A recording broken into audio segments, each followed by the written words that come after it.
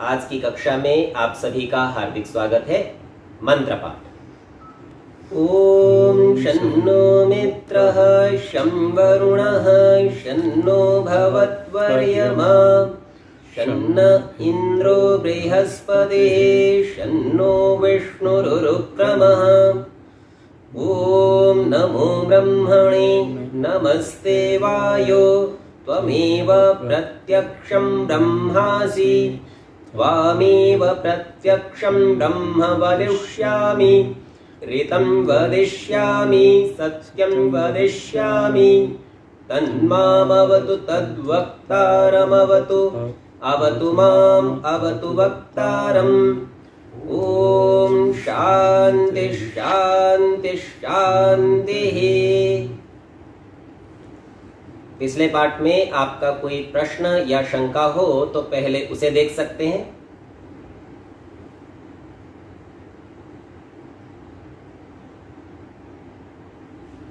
ठीक है, यदि सम्मुख उपस्थित लोगों का कोई प्रश्न नहीं है तो जो लोग इस कक्षा को ऑनलाइन सुन रहे हैं, यदि आपका कोई प्रश्न हो तो कह सकते हैं। ठीक है, यदि आपका भी कोई प्रश्न नहीं है, विषय स्पष्ट है तो बड़ी अच्छी बात है। आगे के पाठ को हम देख लेते हैं। तृतीय समुल्लास हमारा चल रहा है और पिछली कक्षा में संध्योपासन की विधि, जिसमें प्रारंभ में स्नान आचमन आदि की चर्चा थी, वहां तक हमने देख लिया है पृष्ठ संख्या 42 पर। अब आचमन के बाद प्राणायाम की चर्चा है, उसे आज देखते हैं। दूसरा प्राणायाम, इसमें प्रमाण, अर्थात ये प्राणायाम क्यों करना चाहिए, किस शास्त्र का आदेश है, प्रथम प्रमाण की चर्चा कर रहे हैं। तो एक सूत्र दिया योग दर्शन का, प्राणायामात अशुद्धि क्षये ज्ञान दीप्तिराविवेक ख्याते, और लिखा यह योग शास्त्र का सूत्र है। जब आप योग दर्शन को खोलकर देखेंगे तो वहां पाएंगे प्राणायामात के स्थान पर मिलेगा योगांगानुष्ठानात अशुद्धि क्षये ज्ञान दीप्तिर आविवेक ख्याते। तो यूं समझिए कि योग अंग 8 हैं और उनके अनुष्ठान के स्थान पर केवल प्राणायाम का कथन क्यों कर दिया। तो सबसे पहले इसको समझिए कि योग के 8 अंगों को 2 भागों में बांटा जाता है। एक को कहते हैं अंतरंग योग और एक को कहते हैं बहिरंग योग।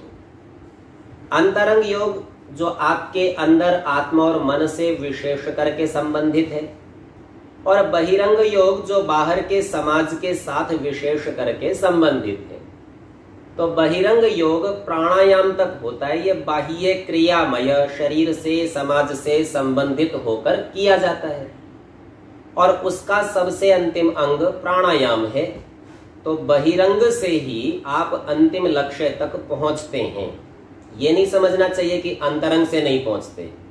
बहिरंग पहले है, उसके करने पर अंतरंग योग करेंगे और अंतरंग के पश्चात समाधि सिद्धि अर्थात चित्त की वृत्तियों के निरोध तक पहुंचेंगे। तो यह बताया गया, चूंकि इसमें प्रधान या कहिए कि मुख्य कारण प्राणायाम होगा जो आपके द्वारा किया जाना है, इसीलिए यहां उसका आश्रय लिया। ऐसा समझिए, लोक में कार्य और कारण को अभेद से कहने की भी परंपरा है। जैसे सामने बहुत अच्छी चिकनी मिट्टी हो, एक कुम्हार उसको देखता है तो वो ये नहीं कहता ये मिट्टी है, वो सीधा कह देता है इसमें से कम 5 घड़े निकलेंगे। अर्थात वो आकलन करता है इस मिट्टी से क्या कार्य किया जा सकता है। कारण मिट्टी था, लेकिन कारण के स्थान पर सीधा कार्य का कथन कर दिया। ठीक इसके विपरीत कुछ बहुत अच्छी चीज भी बनी हुई हो, लेकिन उसका महत्व हमें कम करके बताना है, तो हम कहते हैं ये मेज क्या है, लकड़ी तो है। अर्थात उसके कारण की चर्चा करते हैं। कोई ज्यादा बड़ी चीज थोड़ी है, लकड़ी तो है, लकड़ी बहुत महंगी थोड़ी है, इसका मूल्य अधिक क्यों लगाते हो। तो यहां हमने कार्य के स्थान पर कारण का कथन कर दिया। ठीक वही शैली यहां पर है। प्राणायाम ये प्रारंभिक कारण है, बहिरंग है, और अंतिम कार्य है ज्ञान दीप्ति आविवेक ख्याति अशुद्धि क्षय। और ये बातें पूरे योग से होती हैं, परंतु प्राणायाम से यह प्रक्रिया प्रारंभ हो जाती है। इसके लिए वहीं योग दर्शन में सूत्र है, ततः क्षीयते प्रकाश आवरणम। प्राणायाम के करने से प्रकाश अर्थात ज्ञान के ऊपर, बुद्धि के ऊपर पड़ा हुआ पर्दा हट जाता है, अर्थात विवेक, उचित अनुचित को जानने का सामर्थ्य आप में पैदा हो जाता है। तो यह काम प्राणायाम से प्रारंभ होता है और समाधि तक होता ही चला जाता है। इसीलिए यहाँ स्वामी जी ने सभी योग के अंगों का नाम लेने के स्थान पर केवल प्राणायाम का कथन कर दिया, क्योंकि यह कार्य वहां से प्रारंभ होता है, अर्थात कारण है प्राणायाम उसमें। तो बजाय कार्य बताने के सीधा कारण का कथन किया। ये कहने की शैली है। अब इसको समझाते हैं। पहले सूत्र के अर्थ को समझ लीजिए। प्राणायामात अर्थात प्राणायाम के करने से अशुद्धि क्षये, अशुद्धियों का क्षय हो जाता है, अशुद्धि नष्ट हो जाती है। केवल शरीर की नहीं होती, मन की भी हो जाती है। ज्ञान दीप्ति ही, ज्ञान की चमक उपस्थित हो जाती है, अर्थात ज्ञान स्पष्ट हो जाता है। और कितना स्पष्ट हो जाता है तो कहते हैं अविवेक ख्याति है। जब तक विवेक ख्याति ना हो, विवेक शब्द का अर्थ समझिए, इसमें मूल शब्द है विचिर, अर्थ है पृथक भाव, अलग अलग करना। देखिए आप संसार को कैसे समझते हैं, तो संसार को समझने की विधि वर्गीकरण है। आपसे कोई कहे साहब संसार समझाइए, तो आप क्या करते हैं, सबसे मोटा मोटा विभाग बनाते हैं। बोले दो चीजें हैं संसार में, एक जड़ एक चेतन। जड़ ऐसी हैं जो चलती फिरती नहीं, निर्जीव है, और चेतन है जो चलने फिरने वाले अथवा सजीव हैं। दो विभाग कर दिए तो बोले ठीक है, मोटा मोटा समझ में आया। अब और तो सजीव में विभाग करते हैं मनुष्य और पशु। तो मनुष्य ऐसे हैं जो दो पैरों पर खड़े चलते हैं, और बाकी सब पशु तिर्यक योनि, तिरछे हैं, सीधे नहीं खड़े होते पशु, सब तिरछे हैं, पेट के बल है। पशु हो पक्षी हो, सब पेट के बल है, तिर्यक। फिर विभाग करते हैं, अच्छा और समझाइए, तो मनुष्यों में भी विभाग कर लेते हैं। बोले स्त्री और पुरुष, सारे संसार को दो भागों में बांट लेते हैं। और विभाग करने हो तो पुरुषों में ही शिशु, बालक, थोड़ा किशोर, युवा, अधेड़, वृद्ध, कई विभाग कर सकते हैं। यही विभाग स्त्रियों में भी कर सकते हैं। तो इस प्रकार बांटते हुए, वर्गीकरण करते हुए आप संसार को समझ लेते हैं। तो वर्गीकरण से समझ में आता है, वर्गीकरण का अर्थ है अलग अलग करना। जड़ को अलग कर दिया, चेतन को अलग कर दिया, मनुष्यों को अलग कर दिया, पशुओं को अलग कर दिया। इस अलग करने का नाम ही विवेक है। विवेक यानी पृथक भाव, अलग अलग कर देना। तो अलग करने से संसार समझ में आता है। और यह ही आप जब युक्ति किसी भी प्रश्न पर लगा दें, आपसे पूछा जाए यह सत्य है या नहीं, तो सुनी हुई अथवा पढ़ी हुई प्रत्येक वार्ता में से आप सत्य अंश को अलग कर दीजिए, असत्य को अलग कर दीजिए, और करके बताइए ये सत्य है और ये असत्य है। इसका नाम है विवेक। और इसी को हम कहते हैं कि जी इनको उचित और अनुचित का ज्ञान हो गया है, ठीक ठीक अलग अलग कर लेते हैं। तो प्राणायाम के करने से शरीर और मन में आने वाली अशुद्धि क्षीण हो जाती है, नष्ट हो जाती है। और ऐसा करने से ज्ञान दीप्ति, ज्ञान की चमक आ जाती है। और तब तक आती है जब तक आपके विवेक की स्थिति अर्थात ठीक ठीक जानने की स्थिति न बन जाए। तो उचित विधि से युक्त प्राणायाम करने से बुद्धि में यह सामर्थ्य है कि कोई व्यक्ति आपको यदि अनुचित बात, मिथ्या बात, झूठ बता भी रहा है, तो आप तत्काल उसमें विवेक कर लेंगे और जान लेंगे इसमें कितना झूठ है और कितना सत्य है। ये प्राणायाम की योग्यता है। तो यहाँ इस पर स्वामी जी महाराज आर्य भाषा में कहते हैं, जब मनुष्य प्राणायाम करता है तब प्रतिक्षण उत्तरोत्तर काल में अशुद्धि का नाश और ज्ञान का प्रकाश होता जाता है। जब तक मुक्ति ना हो तब तक उसके आत्मा का ज्ञान बराबर बढ़ता जाता है।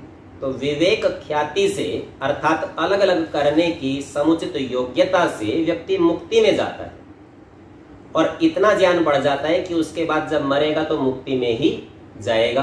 तो विवेक ख्याति होने तक प्राणायाम की उपयोगिता है। तो जो ऊपर कहा था ना, प्राणायाम के करने से विवेक ख्याति हो जाएगी, तो पूरे योग के अंगों का अनुष्ठान करने से होती है। जब उचित जान लेगा तो उचित कर्म भी करेगा, परिणाम स्वरूप उचित फल की प्राप्ति भी होगी। इस हेतु से यहाँ इस एक सूत्र को विस्तृत करके कुछ शब्दों का रूपांतरण करके संपूर्ण भाव को बताया है। अब इस विषय में मनुस्मृति का एक प्रमाण दिखाते हैं।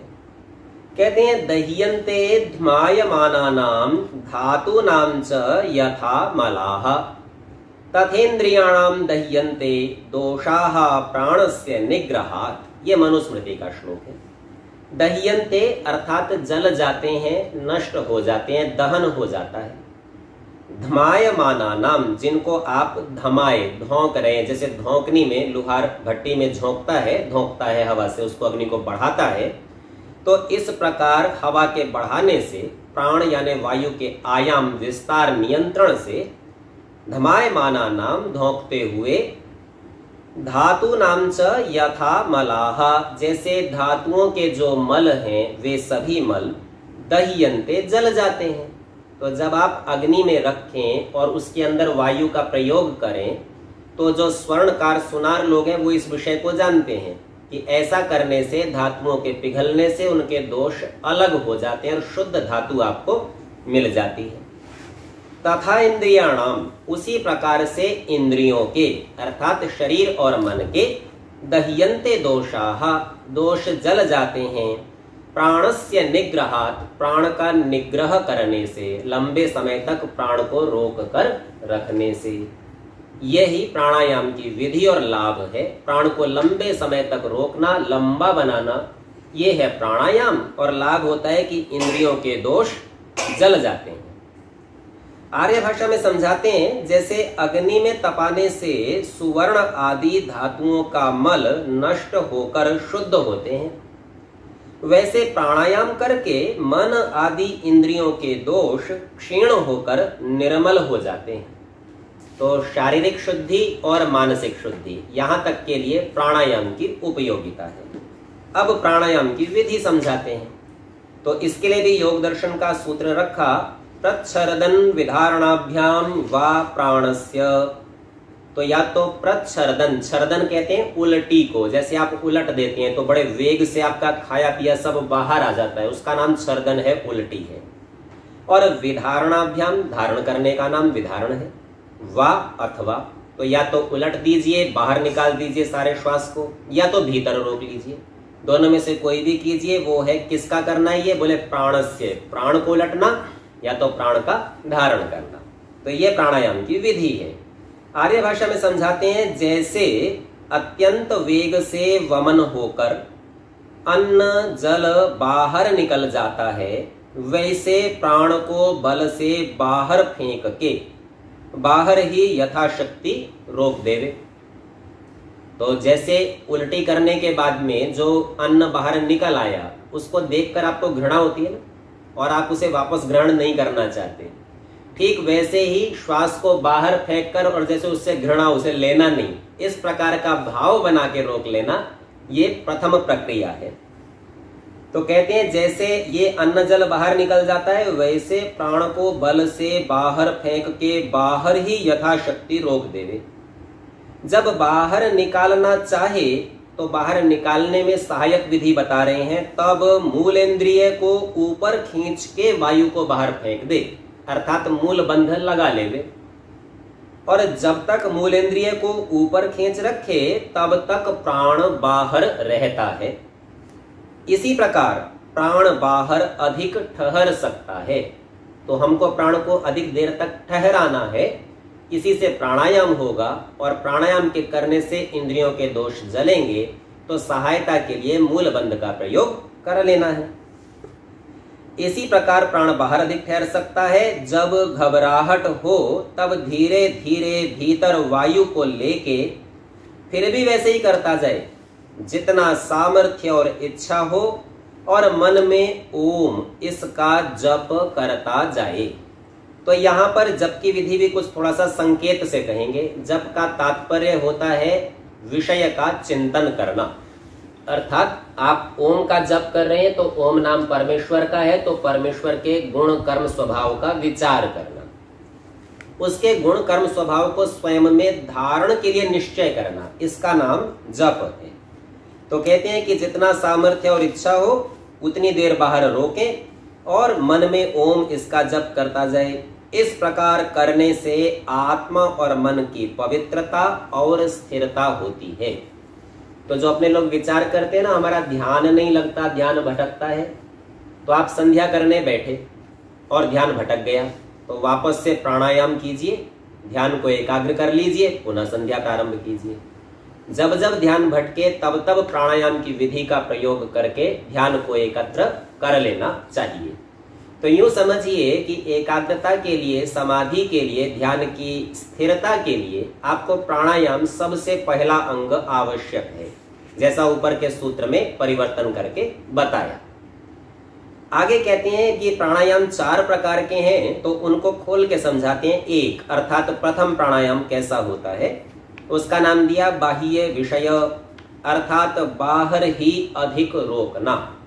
आप स्वयं यहाँ पर आकांक्षा है, जो हमने वाक्यार्थ बोध में कारण समझे थे, उससे समझ जाएंगे कि बाहर ही प्राणों को अधिक रोकना, प्राणवायु को बाहर रोकने का नाम बाह्य विषय। दूसरा प्राणायाम है आभ्यंतर, अर्थात भीतर जितना प्राण रोका जाए उतना रोक के। तो रोक के कहिए अथवा रोके, जितनी देर भीतर रोकेंगे उसे आभ्यंतर विषय कहेंगे। तीसरा स्तंभ वृत्ति, इन दोनों को करने के बाद तीसरे की चर्चा, अर्थात एक ही बार जहां का तहां प्राण को यथाशक्ति रोक देना। आधा अंदर है, आधा बाहर है, वहीं रोक दिया। 1/4 अंदर है, 3/4 बाहर है, तो भी रोक दिया। 3/4 अंदर है, 1/4 बाहर है, किसी भी परिस्थिति में हो, किसी भी अनुपात से हो, जहां का तहां रोक देना और यथासंभव रोक के रखना, इसका नाम स्तंभ वृत्ति है। ये तीसरी प्रकार का प्राणायाम है। चौथा बाह्य आभ्यंतराक्षेपी, अर्थात जब प्राण भीतर से बाहर निकलने लगे तब उससे विरुद्ध उसको न निकलने देने के लिए बाहर से भीतर ले। तो यूं समझिए आपने भीतर रोका और वो बाहर निकलना चाहता है, तो उससे विपरीत क्रिया करनी, बाहर नहीं निकलने देना, बल्कि जो बाहर से संभव हो तो और दोबारा अंदर लेने का प्रयत्न करना। और जब बाहर से भीतर आने लगे, अर्थात जब आपने बाहर रोका हुआ था और वहां से रुके रुके घबराहट होकर भीतर आने लगे, तब भीतर से बाहर की ओर प्राण को धक्का देकर रोकता जाए, अर्थात अब भीतर भी नहीं आने दे और बाहर निकालने का फिर से प्रयत्न करें। ऐसे एक दूसरे के विरुद्ध क्रिया करें तो दोनों की गति रुक कर प्राण अपने वश में होने से मन और इंद्रियां भी स्वाधीन होते हैं। इन प्राणायाम के विषय को बड़ी गंभीरता से, दृढ़ निश्चय के साथ और जैसी विधि बताई है ठीक वैसा ही करने का प्रयत्न करना चाहिए, यदि सचमुच प्राणायाम के लाभ हम चाहते हो। और इसमें भी जो सबसे अंतिम है वह विशेष है। नए जो साधक हैं उन लोगों के लिए तो बाह्य सबसे सरल पड़ता है, श्वास को बाहर रोकना सहज होता है। अभ्यास बढ़ने पर भीतर रोकने की मात्रा बढ़ानी चाहिए, कितनी देर आप भीतर रोक सकते हैं।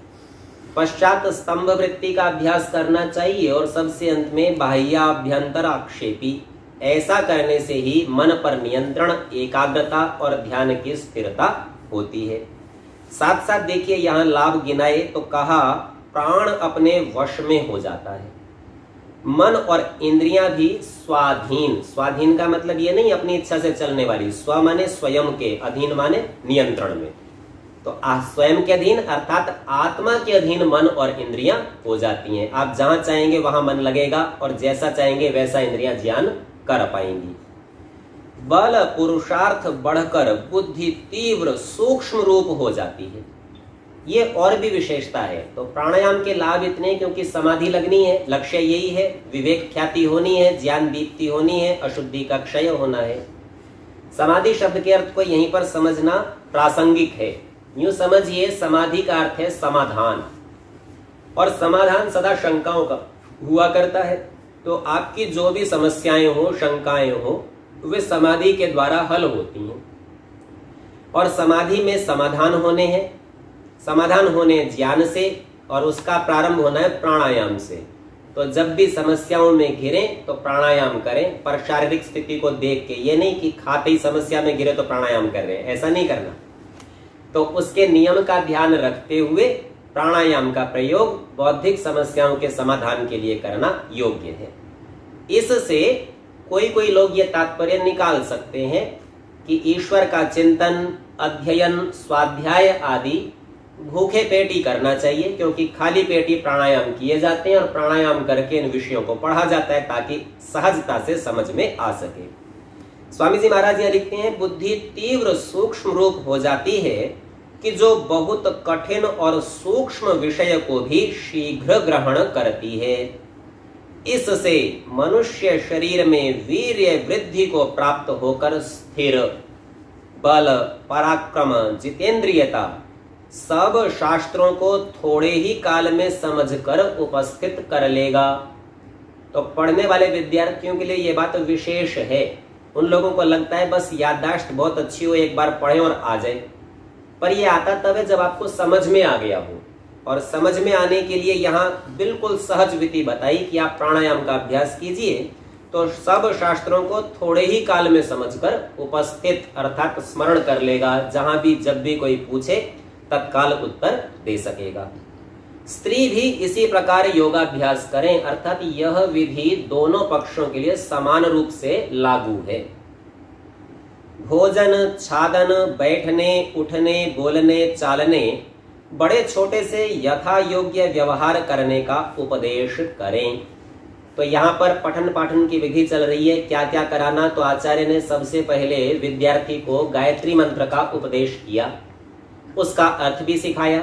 उसके पश्चात स्नान, आचमन आदि विधि बताई। आचमन के बाद यहाँ प्राणायाम की चर्चा आई और प्राणायाम की चर्चा हुई पूरी तो उसके बाद कहा कि प्राणायाम के अतिरिक्त भोजन, छादन, कैसे वस्त्र पहनना, कैसे भोजन करना, क्या करना, कब करना, उठने, बोलने, चालने और बड़े छोटे से यथा योग्य व्यवहार करने, इन सभी बातों को आप शिष्टाचार के अंतर्गत गिनते हैं। तो शिष्टाचार सर्वप्रथम सिखावे, और जो व्यक्ति शिष्टाचार न सीख सके वह विद्या का ग्रहण नहीं कर सकता। छल से, कपट से कुछ थोड़ी बहुत जानकारी प्राप्त की जा सकती है, लेकिन ये जानकारियां आवश्यकता पड़ने पर, समय आने पर उपयोगी नहीं होती। इसके यदि कुछ उदाहरण आपको देखने हो तो महाभारत में दो प्रसिद्ध उदाहरण हैं। एक तो एकलव्य की घटना कही जाती है और दूसरी घटना कर्ण के संबंध में कही जाती है। तो चर्चा कुछ इस प्रकार की है कि उन्होंने छल से, बिना शिष्टाचार को सीखे विद्या को ग्रहण करने का प्रयत्न किया। कुछ थोड़े से अवयव सीख लिए और उसी से ही वह अपना बहुत ही समाज के अंदर प्रशंसा के पात्र बनने का प्रयत्न करने लगे। परंतु कहीं ना कहीं जब उनको किसी एक समस्या में उपस्थित किया गया तो वे उचित निर्णय नहीं ले सके, अर्थात विवेक उनके पास नहीं रहा। हम यह कह सकते हैं कि दूसरे लोगों ने उनके साथ बुरा किया, अन्याय किया, पर ध्यान रखिए परिस्थिति प्रत्येक मनुष्य के लिए होती है और परिस्थिति में क्या क्रिया करनी वह मनुष्य का अधिकार होता है। वहां बलात् किसी को बाधित नहीं किया गया, वहां तो कहा गया है कि ऐसा आप कर सकते हैं क्या, और उन्होंने स्वीकार किया है। क्यों? क्योंकि उनके पास में शिक्षा नहीं है, शिष्टाचार नहीं है, इसीलिए वे ठगे गए और अपनी उस विद्या का प्रयोग नहीं कर सके। तो विद्या के ग्रहण के लिए शिक्षा का होना, शिष्टाचार का होना अत्यंत आवश्यक है। बिना इसके प्राप्त की गई विद्या फलीभूत नहीं होगी। पुनः अब कहते हैं संध्योपासन, जिसको ब्रह्मयज्ञ भी कहते हैं, यहां तक की तैयारी करा के अब मुख्य कार्य में लगाते हैं। गायत्री मंत्र सिखा दिया है, स्नान, आचमन, प्राणायाम सब सिखा दिए हैं। तो अब संध्या प्रारंभ कराते हैं। अब इस संध्या में भी पहली प्रक्रिया आचमन की है। तो कहते हैं आचमन उतने जल को हथेली में लेके उसके मूल और मध्य देश में ओष्ठ लगा के करे। मूल का अर्थ है जड़ और हथेली की जड़ है कलाई की ओर, जहां से वो कलाई से जुड़ती है, और उस कलाई के क्षेत्र में मध्य देश में बिल्कुल बीच में ओष्ठ लगा के, होठ लगा के करे। और कितना जल हो कि वह जल कंठ के नीचे हृदय तक पहुंचे। न उससे अधिक न न्यून।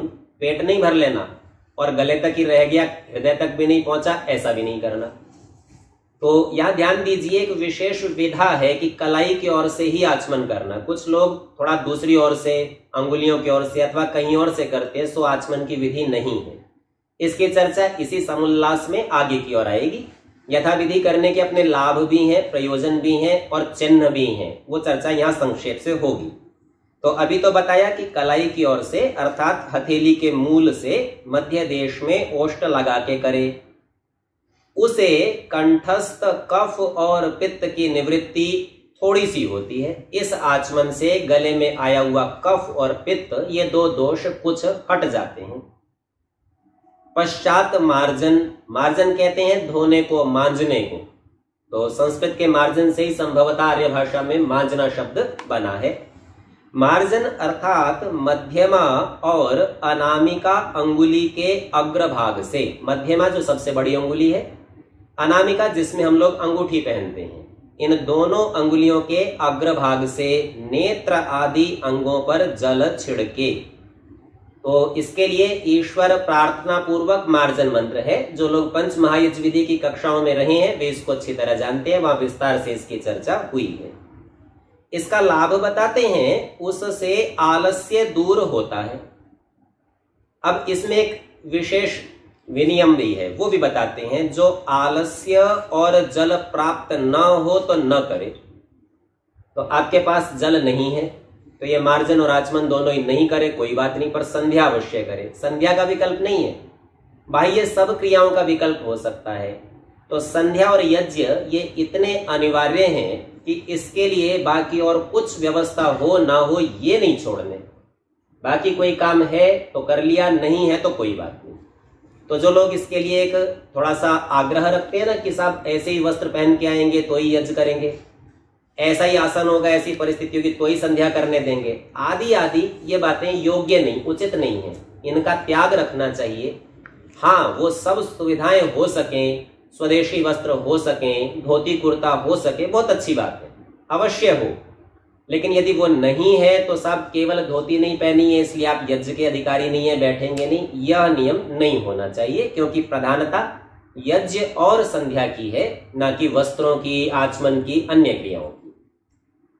पुनः ये दोनों क्रियाएं करने के पश्चात समंत्रक प्राणायाम, मंत्र के सहित प्राणायाम करे। तो ब्रह्म यज्ञ में प्राणायाम के मंत्र हैं जिसमें 7 अवयव हैं और प्रत्येक मंत्र के साथ प्राणायाम का अभ्यास करे। मनसा परिक्रमण, उपस्थान, पीछे परमेश्वर की स्तुति, प्रार्थना और उपासना की रीति सिखलावे। कुछ पुस्तकों में शिखलावे पाठ छप गया है, ये छापे खाने का दोष है। यहाँ पर दंत्य सकार होना चाहिए, तालव्य नहीं, सो शुद्ध कर लेंगे। पश्चात अघमर्षण अर्थात पाप करने की इच्छा भी कभी ना करे। अब जो लोग प्रतिदिन संध्या ब्रह्मयज्ञ करने वाले हैं वे जानते हैं कि अघमर्षण तो मनसा परिक्रमण से पहले होता है। यहाँ ध्यान देना चाहिए, अघमर्षण मंत्रों का पाठ तो वहीं होता है, लेकिन यहाँ पर अघमर्षण मंत्र करने को नहीं कहा, अघमर्षण की क्रिया बताया कि पाप करने की इच्छा भी। तो संध्या करके उठेंगे अर्थात संध्या की विधि पूरी हो चुकी, उपस्थान आदि सब हो चुके, पुनः गायत्री मंत्र बोल चुके, समर्पण वाक्य नमस्कार मंत्र हो चुका, तो वहां से उठ के क्या करें? बोले जैसे संध्या में किया था ठीक वैसे ही संसार में रहते हुए दिन भर पाप करने की इच्छा भी कभी ना करे, तो वह ही भाव बनाकर रखे। यह संध्योपासन एकांत देश में एकाग्र चित्त से करे। तो संध्या प्रत्येक व्यक्ति की, उपासना प्रत्येक व्यक्ति की अपनी अपनी करनी योग्य है।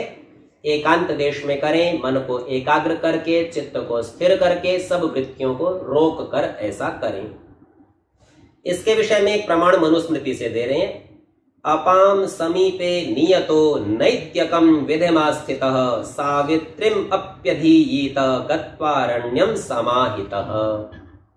अपाम समीपे, अप कहते हैं जल को, अपाम समीपे जल के समीप में, कोई नदी हो, कोई स्रोत हो, झरना हो, प्राकृतिक ऐसा स्थान हो, उसके समीप में, नियतो जो निश्चित किया गया है ऐसा स्थान, अर्थात संध्या का स्थान समय ये सब निश्चित हो तो इससे मन को एकाग्र करने में सहायता मिलती है। पर इसका ये मतलब नहीं है कि यदि स्थान बदल गया तो संध्या नहीं करेंगे, फिर भी करनी है। थोड़ा अधिक प्रयत्न लगेगा, अधिक परिश्रम लगेगा, तो कोई चिंता की बात नहीं है, संध्या अवश्य करनी है। तो नियत स्थान में जल के समीप नैत्यकम, जो नित्य कर्म है प्रतिदिन करने का, विधि पूर्वक आस्थितः, स्थित होकर ठहर कर, सावित्रीम अपि अधियीत, सावित्री अर्थात गायत्री, और गायत्री से ही पूरी संध्या का ग्रहण कर लेना चाहिए। अपि अधियीत, उसका भी अध्ययन करना। अधियीता का एक अर्थ अध्ययन है, अधियीता का एक अर्थ स्मरण है। तो ये एक स्मरण धातु से भी अधियीत शब्द बनता है। तो सावित्री कहा, उसी में गायत्री, उसी के अंदर परमेश्वर, उसका विचार, अपना लक्ष्य, इन सब बातों का स्मरण करना चाहिए। गत्वा अरण्यम, अरण्य को, वन को जाकर, समाहितः, समाहिता अर्थात जिसने इकट्ठा करके धारण कर लिया हो। हित शब्द का अर्थ धारण करना होता है, ये धा धातु से बना है। कुछ व्याकरण की प्रक्रिया है जिसमें ध से ह तक बन जाता है। तो आहिता सब और से धारण किया, समाहिता अच्छी प्रकार से सब और से धारण किया, अर्थात सब इंद्रियों को उनके विषयों से हटा लिया, बाहर से समेटकर भीतर रख लिया। और भीतर की ओर गति करने का नाम समाहित है। तो कैसा करना है? एकांत होना चाहिए, जंगल हो, अरण्य हो, बहुत अच्छा, जल का स्रोत हो और अच्छा, स्थिर निश्चित स्थान हो और भी अच्छा, और वहां जाकर इस प्रकार समाहित होकर मन इंद्रियों को एकाग्र करके परमेश्वर का ध्यान करे, गायत्री मंत्र के माध्यम से उपासना करे। आर्य भाषा में लिखते हैं, जंगल में अर्थात एकांत देश में जा, सावधान होके, जल के समीप स्थित होके, नित्य कर्म को करता हुआ। तो यह स्वयं में नित्य कर्म है, और इसके अंतर्गत जो आचमन आदि, जल के स्रोत के निकट होगा तो जल उपस्थित रहेगा, तो इसलिए आचमन आदि सबको करता हुआ सावित्री अर्थात गायत्री मंत्र का उच्चारण, अर्थ ज्ञान और उसके अनुसार अपने चाल चलन को करे। परंतु यह जन्म से करना उत्तम है। अब यह विचार करना चाहिए, जन्म से बालक शिशु कैसे करेगा? तो यहां कुछ संस्करणों में यह जप मन से करना उत्तम है। स्वामी जी की मूल प्रति में ज और म, इसके आगे एक एक वर्ण का स्थान खाली छूट गया है, संभवतः वह छापे खाने में रह गया है। तो किसी ने उनको दूर से जोड़कर जन्म बना लिया और किसी ने जप मन से करना ऐसा कर लिया। तो कुछ पुस्तकों में जन्म छपा हुआ है और कुछ में जप मन से करना, क्योंकि जन्म से ये क्रिया की ही नहीं जा सकती, संभव ही नहीं है। तो ऐसे में यह जप की चर्चा है, संध्या की चर्चा है और मन से करने की चर्चा है, यह शब्द अधिक उचित प्रतीत होते हैं। तो यदि आपको बुद्धि संगत लगे तो इसको यहाँ शुद्ध कर सकते हैं, अन्यथा जैसा है वैसा भी चलता रहे। यहाँ जो एक विशेष बात है संध्या के संबंध में कहा एकांत में करनी, ये तो बड़ी अच्छी बात है, दूसरा कोई नहीं। लेकिन एक और बात कही, गायत्री मंत्र का उच्चारण बोलना अवश्य, भले ही अकेले हो। तो संध्या बिना बोले नहीं की जाती, आप मंत्र का उच्चारण करें और वह भी शुद्ध उच्चारण करें, यह अनिवार्य है। और शुद्ध उच्चारण करके उसके बाद विचार करने के लिए कितनी भी देर मौन रहे, कोई दिक्कत नहीं। तो सोचते रहिए, चिंतन करते रहिए, गहरे गहरे उतरते रहिए। एक मंत्र का विचार पूरा हो तो दूसरे मंत्र का पाठ कीजिए, पर उच्चारण उसका भी करना है। उसका विचार कीजिए, उसका कर लिया तो तीसरे तक बढ़िए, चौथे तक बढ़िए, और उत्तरोत्तर आप अपने संध्या का काल बढ़ा सकते हैं। केवल मंत्रोच्चारण करने में न्यून से न्यून 10 मिनट तो लगते ही हैं, पर यदि आप विचार पूर्वक संध्या करेंगे तो 1 घंटा, 2 घंटे और 3 घंटे तक भी आप इस ब्रह्म यज्ञ को कर सकते हैं। तो प्रथम विधि विद्यार्थी को आचार्य के द्वारा सिखा दी गई, ये संध्या कैसे करनी है। अब दूसरे की चर्चा करते हैं। दूसरा देव यज्ञ, जो अग्निहोत्र और विद्वानों का संग सेवा अधिक से होता है। तो देव यज्ञ कैसे होता है? एक तो हवन करना, जो कुंड में, वेदी में हम लोग समिधाओं के साथ, घृत आदि के साथ करते हैं। लेकिन उतने मात्र से देवयज्ञ पूरा नहीं होता, क्योंकि हम पीछे देख चुके हैं देव नाम है विद्वान का। तो देवयज्ञ होता है विद्वानों के संग और सेवा आदि से। हम व्यक्तिगत अपना अपने घर में यज्ञ करें, बहुत अच्छी बात है, करना चाहिए, लेकिन यदि वहां हमें विद्वानों का संग नहीं मिल रहा तो हमारा देवयज्ञ अधूरा है। इसीलिए अपने घर में देवयज्ञ करते हुए ऐसे स्थानों पर अवश्य देवयज्ञ में अग्निहोत्र में सम्मिलित होना चाहिए जहां विद्वान उपस्थित हो। अब इसके साथ ये भी समझिए, करना अपने घर में भी है और करना संयुक्त स्थलों पर विद्वानों के संग में भी है। वहां आकर उनसे विषयों को जानना, तब यह देवयज्ञ पूरा होता है। उनका संग और सेवा आदि से देवयज्ञ पूरा होता है। संध्या और अग्निहोत्र सायं प्रातः दो ही काल में करे। इसकी एक चर्चा आती है कि त्रिकाल में संध्या करनी या नहीं करनी। तो इसकी चर्चा कुछ तो कर चुके हैं कि त्रिकाल संध्या नहीं होती है, इसीलिए कभी ना करनी। पुनः कहते हैं दो ही रात दिन की संधि वेला है, अन्य नहीं। तो दिन और रात्रि के मिलने का नाम संध्या, और वह ही समय ब्रह्म यज्ञ और देव यज्ञ के करने का सर्वोत्तम। न्यून से न्यून 1 घंटा ध्यान अवश्य करे। आप ध्यान दीजिए, ये तीसरा समुल्लास है और प्रारंभिक स्तर की शिक्षा है, विद्यार्थियों के लिए शिक्षा है। तो विद्यार्थियों को न्यून से न्यून 1 घंटा संध्या करनी है। अब जब यह ही विषय नवम समुल्लास में जाएगा और वहां मुक्ति का विषय बताएंगे, तो वहां इस प्रकरण को कहेंगे मुमुक्षु, अर्थात मुक्ति का चाहने वाला न्यून से न्यून 2 घंटा ध्यान करे। यहाँ 1 घंटा का है, वहां तक जाते जाते स्तर बढ़ जाएगा, तब 2 घंटा उनको कराने लगेंगे। तो चूंकि विद्यार्थी जीवन में लक्ष्य होता है शास्त्रों को पढ़ना, समझना, जानना, इसीलिए यहाँ 1 घंटे का काल उसके लिए दिया। और जैसे जैसे आगे बढ़ता जाएगा, व्यवहार करता जाएगा, मुक्ति का इच्छुक होता जाएगा, तो उसे न्यून से न्यून 2 घंटा ध्यान करने का संदेश देंगे। कहते हैं जैसे समाधिस्थ होकर योगी लोग परमात्मा का ध्यान करते हैं, अर्थात परमेश्वर के अलावा किसी का चिंतन नहीं करते, वैसे ही संध्योपासन भी किया करें। तो ठीक उसी प्रकार से संध्योपासना की विधि है, एकाग्र होकर पूरा केवल एक ही बात ध्यान में और दूसरा कुछ भी नहीं। यथा सूर्योदय के पश्चात और सूर्यास्त के पूर्व अग्निहोत्र करने का भी समय है। तो प्रातः काल में करेंगे तो प्रारंभ ब्रह्मयज्ञ से करेंगे, पश्चात सूर्योदय हो गया तो सूर्योदय के पश्चात अग्निहोत्र करेंगे, और सायकाल होगा तो पहले अग्निहोत्र कर लेंगे, सूर्योदय होने से, सूर्यास्त होने से पहले, और अग्निहोत्र के पश्चात पुनः ब्रह्मयज्ञ संध्या को करेंगे। उसके लिए एक किसी धातु व मिट्टी की ऊपर 12 व 16 अंगुल चौकोर, उतनी ही गहरी और नीचे 3 व 4 अंगुल परिमाण से वेदी इस प्रकार बनावे, अर्थात ऊपर जितनी चौड़ी हो उसकी चतुर्थांश नीचे चौड़ी रहे।